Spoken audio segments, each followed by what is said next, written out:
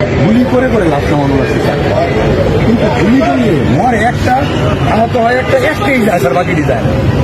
এটা হচ্ছে স্যার সবচেয়ে বড় আতঙ্কের এবং মানে জুলাইয়ের গণহত্যার আরেকটি স্পষ্ট দলিল একটি ভিডিও ভাইরাল হওয়াতে প্রমাণিত।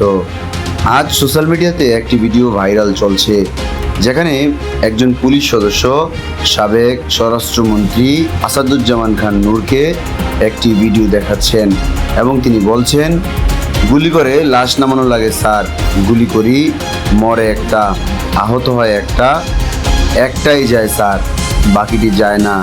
এটাই হলো স্যার সব থেকে বড় আতঙ্কের বিষয় এবং দুশ্চিন্তার বিষয়। এই ভিডিওটি থেকে আরও প্রমাণিত হয় জুলাইয়ের গণহত্যার পিছনে এই স্বৈরাচারী শেখ হাসিনার ন্যাক্কারজনক রাজনীতি এবং তার খুনি বাহিনী লুকায়িত। আজ ছাত্র সমাজের দাবি হচ্ছে জুলাইয়ের এই গণহত্যার বিচার যেন এই বাংলার মাটিতে হয়।